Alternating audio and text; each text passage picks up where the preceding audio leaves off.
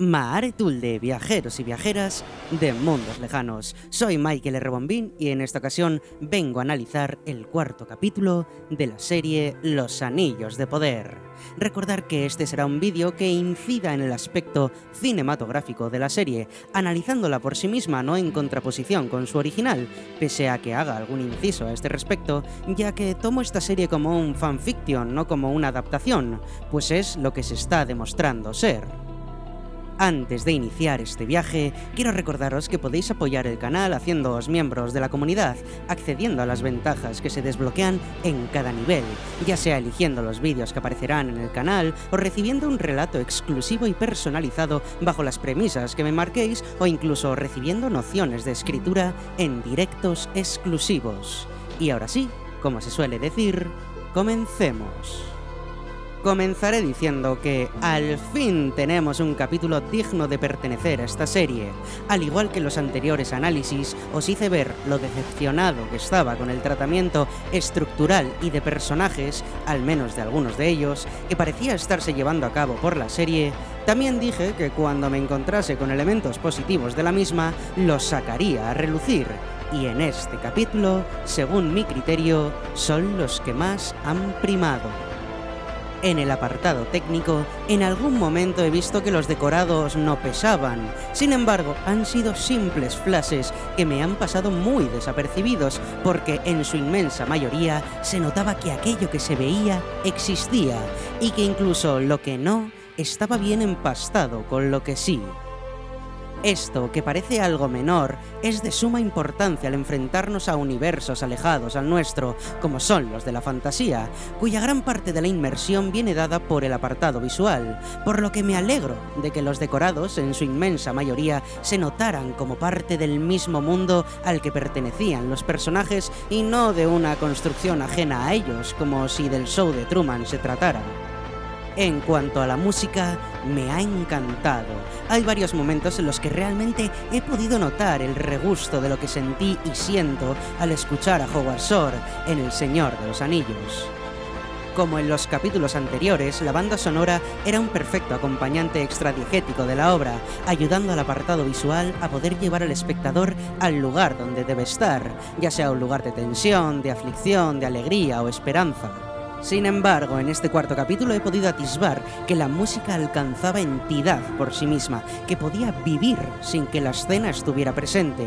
Esto lo he notado en muchos momentos, como en los de la ensoñación y la destrucción de Númenor, en la cacería de los orcos a Arondir, Theo y Bronwyn, en el desembarco de Galadriel y la caída de los pétalos, y con el más importante de todos, el canto de Disa. He de reconocer que al ver por primera vez la imagen de la enana cantando, tenía miedo de que convirtieran aquello en un coro de gospel y que fueran cantándola a la roca como si de un show lleno de ritmo y alegría se tratara, algo que estaba expectante por ver, la verdad. No obstante, me he encontrado con un canto solemne, una escena digna del pueblo enano, en el que la reverencia a la montaña no queda banalizada sino ensalzada, y que alcanza una gran cota al introducir, primero de forma extradiegética en la parte final de la persecución de Arondir y luego de forma diegética en la escena misma, un canto tan bello como profundo.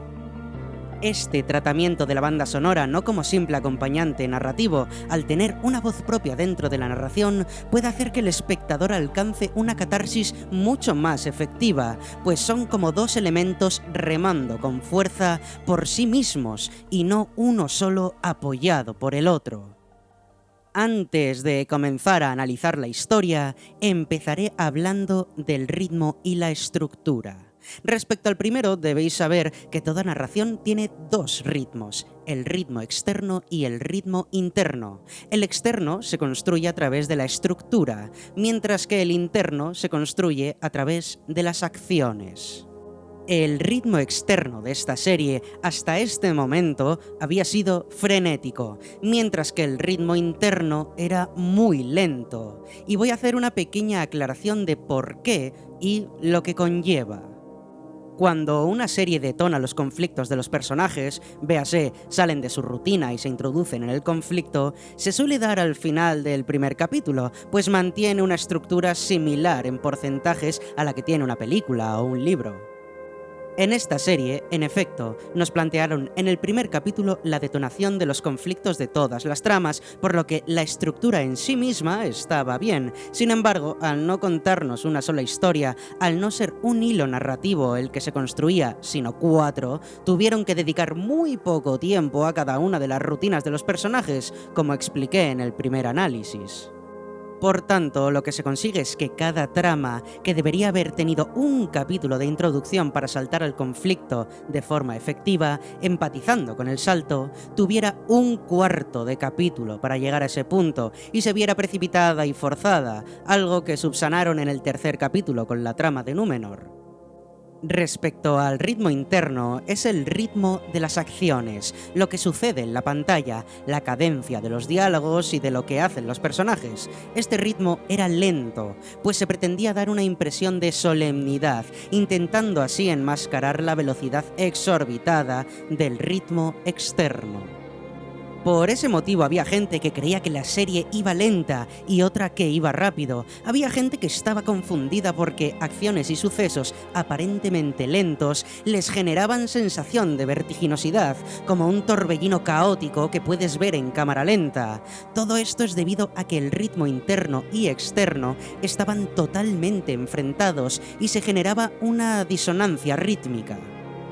Esta herramienta, la de contraposición de los ritmos, se utiliza en muchas narraciones para crear sensación de confusión premeditada, para jugar con la percepción del tiempo que tiene el espectador o para, como en este caso, intentar equilibrar una balanza que se vence hacia un lado. En el primer caso, hay muy poca gente que pueda hacerlo de forma efectiva, con títulos tan destacados como Taxi Driver, La Naranja Mecánica o Pulp Fiction. El segundo caso es el más común, pues es una herramienta narrativa más en la que apoyarse para liberarte de algunos inconvenientes de tu obra, como tener que rellenar espacio sobrante para llegar a la longitud deseada, o tener que contar varias tramas en un espacio de tiempo reducido, como nos encontramos aquí. No obstante, en la mayoría de ocasiones la diferencia entre ritmos no es tan abrumadoramente evidente, pues no recuerdo una serie que pretendiera detonar 4 tramas en los 2 primeros capítulos sin contar las subtramas, claro. Bien, dejando lo más claramente posible la explicación entre las diferencias entre los ritmos, he de decir que por fin el ritmo externo e interno de esta serie parece haberse balanceado. Nos metieron a presión por el gaznate los detonantes de aquellas tramas de forma precipitada, por lo que entiendo que hicieran uso de un director de cine como es Bayona para salvar los platos rotos, aunque crea que esto ha hecho que se generen 2 estilos muy diferentes de narración entre los 2 primeros capítulos que tienen entidad de película y los 2 siguientes que tienen entidad de capítulos de serie. Tenía miedo de que esta avalancha sepultara la corrección del ritmo y que fueran a remolque de un frenesí externo que la solemnidad interna no podía alcanzar, pero mis miedos, que aún mantengo, han sido aplacados para mi sorpresa. Al fin, en el 4º capítulo, se consolida lo que se había iniciado en el tercero, que era bajar varias marchas en el ritmo externo para que llegara a equipararse con el interno y que no generara confusión. Y he de reconocer que lo han conseguido de forma efectiva, en gran parte por enfocarse en 3 tramas y no en 5. Ahora sí, entremos en la historia. Hay varias cosas en las que creo que han cometido errores y que destacaré durante mi análisis, pero al fin estos errores son la excepción y no la norma. Al fin puedo decir que tanto el ritmo como el apartado técnico y la misma historia han tomado un camino adecuado. Empecemos con el sueño profético de Miriel. Como inicio de capítulo es una genialidad y es una escena que por jugosa que sea se han reservado de no enseñar en los trailers, algo que yo agradezco porque pese a que supiera que era una ensoñación, el no esperármelo y la manera de presentarlo me ha encantado. La construcción del personaje de Miriel me ha gustado bastante, que se ha definido mucho más en este capítulo. Alguien que teme por su pueblo, que lleva a sus espaldas la profecía de la caída en la ruina, no solo de la gente que vive actualmente en Númenor, sino la de todos sus antepasados. Me ha parecido curioso que su padre esté tan mal como para no poder prácticamente hablar, pues en el final del anterior capítulo aparentaba estar pidiendo consejo a alguien que podría al menos ponerse en pie. Creo que jugaron con la baza de la expectativa, vendiéndonos a su padre como una figura de autoridad, que se reforzaba cuando Galadriel le decía que quería hablar con el verdadero rey, para después enseñarnos la sorpresa, aunque sinceramente ha sido una sorpresa cuanto menos descafeinada. Pero lo que más me ha sorprendido es que cuando decide aceptar la petición de Galadriel, con la caída de los pétalos, que personalmente me ha emocionado, ni Pharazôn ni el pueblo parecen haberse contrariado en exceso. Entiendo que es algo que se hará en las sombras, y que de haberlo hecho en ese momento se hubiera dado un anticlímax, pero me ha sorprendido por la sensación hostil tan abiertamente expuesta ante los elfos que había percibido durante todo el capítulo y que sin duda se explorará en el siguiente. Con esto nos enfocamos en Pharazôn, un personaje que no es como me había imaginado que fuera, arrogante y que imponía su poder por la fuerza, y sin embargo, no me disgusta la deriva de su arco. Se presenta como alguien que se pasea por los barrios bajos, alguien que conoce a su pueblo de primera mano, que se mezcla con ellos e intenta comprenderlos, sin duda para saber manipularlos, pero es una estrategia que no esperaba encontrarme en esta serie en un personaje que no fuera Sauron, por lo que mi interés por él se ha disparado notablemente. Entremos ahora con Galadriel, quien por fin parece haberse calmado un poco. Sigo pensando que como personaje deja mucho que desear por lo expuesto en los otros análisis, y de los que recuerdo que no nos han mostrado suficiente sombra en su pasado para empatizar con su más que insoportable comportamiento. En este capítulo, que ha dejado su trama un poco de lado, algo que mucha parte del público ha agradecido, parece haber tomado las palabras de Halbrand como una enseñanza, usar el miedo de sus contrincantes para vencerles, entregarles maneras de vencer a esos miedos y a partir de esas maneras terminar por dominarles. Galadriel, en efecto, no parece un ser que lleva milenios vivo, un ser que ha sido testigo de las guerras de Beleriand y que comanda partidas de elfos supuestamente menos preparados en estrategia y mando que ella.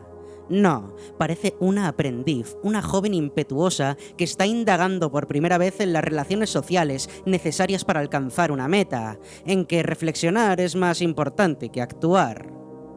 Esto se ha dejado entrever en cada aparición del personaje, y estoy seguro que se irá subsanando creando sucesos que la lleven a reflexionar y a enfrentarse a esa tormenta que dice que lleva dentro, y conociendo a personajes que le harán entrar en razón, como Celeborn, que aparecerá posiblemente en la segunda temporada.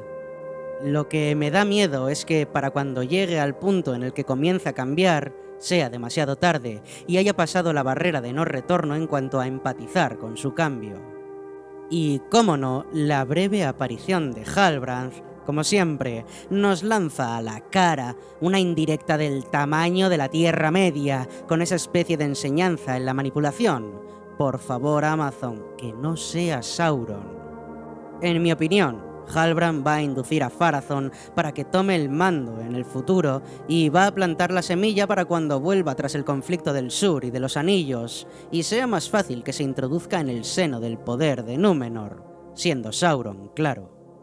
Mientras que Pharazôn se va a quedar en Númenor durante la guerra y va a llenar la cabeza de sus habitantes de palabras de odio contra los elfos, quienes les han obligado a participar en una guerra que no les compete, para poder así hacerse con el gobierno del reino insular. No obstante, la serie nos ha dado una nueva pista sobre este personaje, y es que entramos ahora a la trama de los humanos del sur. La historia de Theo, que creía que tenía posibilidades de ser un oasis en el desierto, me parece que se ha desinflado, aunque sigue teniendo potencial para alcanzar con el tiempo una profundidad considerable. Sin embargo, creo que el actor tiene una capacidad de interpretación muy limitada, y que hay dos errores en su trama. La primera, infantilizarlo un poco por meterlo en el arquetipo de su personaje, algo que a mí no me gusta porque denota poca confianza en el espectador y desidia en el guionista, y que por ahora se habían abstenido a hacerlo. La segunda ha sido estirar demasiado la parte en la que se esconde, que se me ha hecho larga y con falta de tensión, excepto en los puntos finales, pero en general sigo pensando que el personaje tiene mucho que dar, pese a que veo que el actor es bastante limitado. El momento más interesante que nos ha dejado su trama, sin duda, ha sido la conversación algo forzada con Waldreg, en la que se nos ha desvelado que el hombre del meteorito es Sauron. No obstante, aunque la presentación del meteorito, en contraposición con la escena de Galadriel decidiendo no entrar en Valinor, fue un suceso de mal augurio, como ya expuse en el primer análisis, creo que es una trampa más, aunque solo el tiempo lo dirá, pero si nos tuviéramos que fiar de la serie, ya habría por lo menos 2 Saurons. La mejor parte de la trama de las Tierras del Sur ha sido la persecución con Arondir. Pese a que hace su aparición como un Deus Ex Machina andante, la persecución sí que tenía una tensión que le faltaba a la parte de Theo, pues sinceramente creía que Bronwyn iba a morir por uno de los flechazos y que sería el motivo de que Theo se pasara al lado de las sombras. Esta tensión dramática, unida a que se han solapado la salida del sol con la canción de Disa, me ha parecido el momento álgido de esta trama, en este capítulo al menos, y creo que en futuras entregas nos dejará algunos momentos reseñables. En cuanto a Adar, tratando a los orcos como seres sintientes, entregándoles personalidad y una segunda vuelta a la oscuridad de la Tierra Media, me ha parecido muy chirriante con respecto al canon, pero no así en el universo planteado por la serie. Es difícil empatizar con los orcos, pues son el mal hecho carne. Sin embargo, no creo que la intención fuera esa, sino hacerlo con Adar, un elfo atormentado y que sin duda ha sido alienado hacia el mal por motivos de su pasado, motivos que sin duda fueron generados por los elfos o incluso por los Valar, y que tendrán algo que ver con la cicatriz de su rostro. Curiosamente, me ha gustado mucho la presentación de este personaje, pues parece tener una profundidad suficiente para ser considerado un villano digno, aunque aquello que dice de que no es un dios y especifica que aún no, me ha mosqueado bastante. Veremos cómo avanza su historia y cómo se resuelven las incógnitas a su alrededor. Entremos ahora con Elrond, el momento en el que aparecen los enanos y los elfos trabajando juntos, aunque haya sido muy breve, ha sido espectacular. Me ha sorprendido por el avance de las relaciones entre ambas razas. Parece que ha pasado mucho tiempo y se han estrechado unos lazos que han decidido no contarnos. Entiendo que eso se ha debido a 2 motivos. El primero, han hecho una elipsis de tiempo al futuro para que la forja esté terminada al final de la temporada. Y el segundo, porque el verdadero conflicto se tiene que plantear con el Mithril, no con la relación previa entre los elfos y los enanos. Aunque debo decir que como espectador creo que hubiese sido mejor darme un aperitivo con esa primera toma de contacto a la hora de unirse para crear la forja, plantando la semilla de la desconfianza, pero el mutuo acuerdo previamente, y así preparar el camino para el conflicto de intereses con el Mithril. Lo más interesante de la trama de Elrond es el enfrentamiento interno que va a tener entre ser fiel a los elfos y a su posición respecto a la jerarquía de Lindon, o ser fiel al que se ha presentado como su mejor amigo, algo que sin duda va a entrar en conflicto cuando los elfos se enteren por descuido de Elrond o por investigación de Celebrimbor de que los enanos tienen Mithril. Sin ninguna duda, la relación entre el elfo y el enano es la que más me interesa y la que mejor se ha construido en lo que llevamos de serie, y Robert Aramayo, en mi opinión, se consolida como el mejor actor de todo el reparto.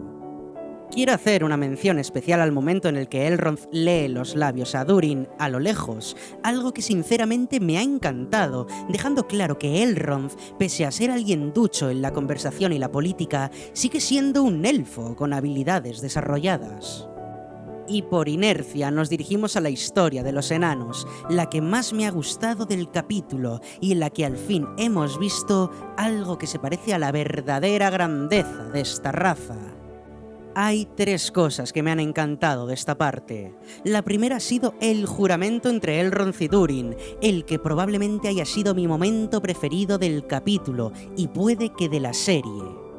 En él se ha atisbado la diferencia entre ambas razas, se han engrandecido las virtudes de los enanos así como la de los elfos, se ha estrechado la relación entre ambos personajes logrando que empaticemos con ellos, con sus pueblos y con sus cargas, y por último se nos ha introducido en el universo de la serie explicando parte del pasado de los enanos y parte del pasado de los elfos, un tipo de escena que debería poblar toda serie que quiera contarse entre las grandes. Después quiero rescatar la relación entre Durin III y Durin IV, la manera en la que Elrond le cuenta la historia de Eärendil tras el cabreo de Durin con su padre y que cataliza cuando el rey le dice que él siempre estará con Durin y que no hay nada que perdonar, haciendo un retrato más detallado del universo enano. Y por último, el canto de Disa. Ya he hablado de él en la parte en la que ensalzaba las virtudes de la banda sonora, pero bien merece ser rescatado como una escena digna de pertenecer a la trama de Khazad-dûm, en la que se mezclan la solidez de la montaña, así como la reverencia a la misma por la solemnidad del ritual, un verdadero placer para los sentidos. Así termina mi análisis por el cuarto capítulo de Los Anillos de Poder, una serie que parece haber tomado el ritmo con el que debió haber empezado, con un capítulo en el que se ha vislumbrado destellos de grandeza que hasta ahora habían pasado inadvertidos. Espero que la serie continúe tanto en ritmo como en intención por el nuevo camino que parece haber tomado, que devuelva a su carril a personajes como Galadriel y a tramas como la de los Pelosos, y que nos muestre algo más de lo que sí podría asemejarse a una Tierra Media, pese a los cambios con respecto a su canon. Y ahora, contadme, ¿qué os ha parecido el cuarto capítulo de la serie? ¿Notáis como yo una evidente mejora con respecto a los capítulos anteriores? ¿Creéis que tiene capacidad para convertirse en una gran serie? Mientras lo hagáis con respeto, dejadme en los comentarios qué opináis al respecto. Dadle amor al vídeo y suscribíos para más si os ha gustado. Haceos miembros si queréis apoyar el canal. Y por último, no os diré no lloréis, pues no todas las lágrimas son amargas. Gracias por vuestro tiempo y hasta la próxima.